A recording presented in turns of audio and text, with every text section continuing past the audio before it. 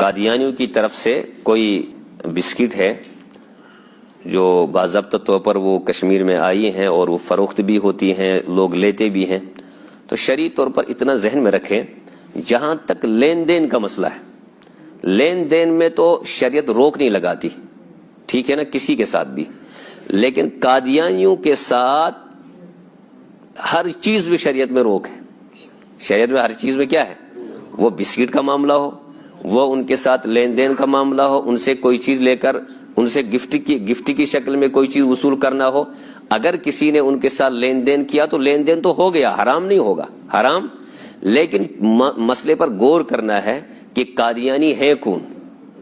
جب آپ کو اور مجھے سمجھ میں آ جائے گا یہ کون ہے، قادیانیت کیا ہے، مرزائیت کیا ہے، تو ہم اپنی عقل سے بھی یہ فیصلہ کریں گے کہ ہمیں ان کے قریب بھی نہیں جانا چاہیے، الا یہ کہ کسی شخص کو یقین ہو کہ میں اس کے قریب جا کر اپنے اعتبار سے اس کو ارتداد سے بچا کر اسلام کی طرف لاؤں گا، تب تو وہ جائے، تب تو جا کر اس کو لائے، قریب جائے، ہماری ذمہ داری ہے، لیکن وہ ذہن میں رہے اس کے کہ قادیانیت کیا ہے، مرزائیت کیا ہے۔ مرزائیت اور قادیانیت کا مطلب یہ ہے کہ غلام احمد قادیانی نے پنجاب میں قادیان میں بیٹھ کر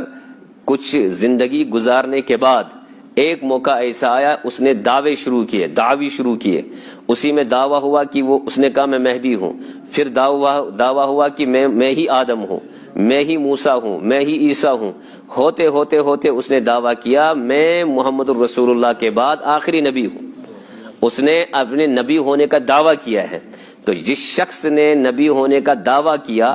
دعویٰ کرتے ہی وہ اسلام سے خارج ہو چکا ہے۔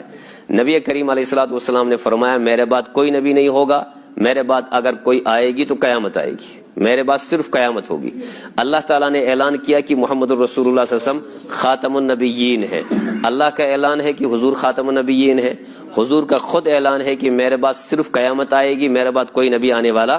نبی علیہ السلام نے فرمایا کہ کچھ لوگ دجال ہوں گے جو نبوت کا دعویٰ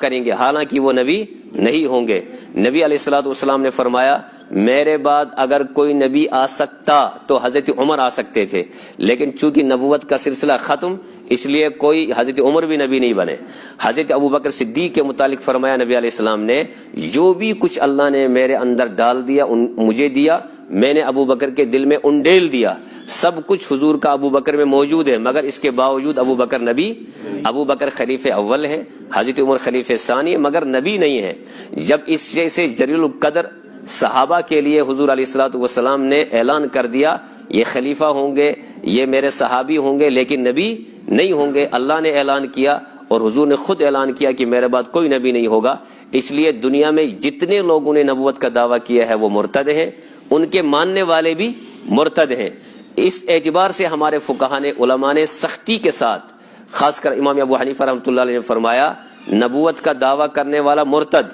جو شخص اس سے دلیل مانگے گا وہ بھی مرتد ہو جائے گا، وہ بھی مرتد۔ اس لیے مرزائیت اور قادیانیت کا مطلب یہ ہے جو لوگ اس فکر کے حامل ہیں، جو لوگ غلام احمد قادیانی کے ماننے والے وہ اسلام سے خارج ہیں، ان کا ماننا، ان کے ساتھ رہنا، ان کے ساتھ بیٹھنا، ان کے ساتھ خوشی کے ساتھ ان کے ساتھ دوستیاں کرنا، ان کے ساتھ لین دین کرنا، اگر ان کی کوئی چیز بازار میں ہے اور وہ اپنی طرف سے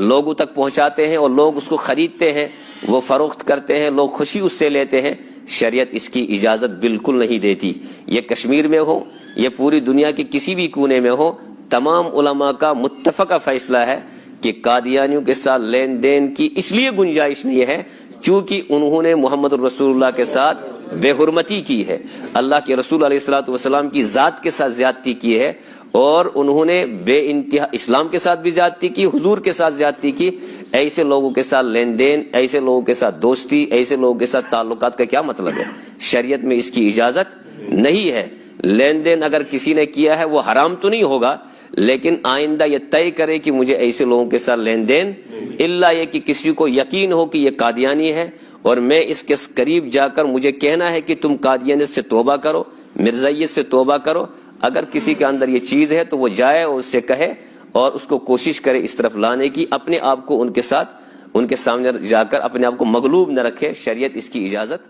نہیں دیتی ہے۔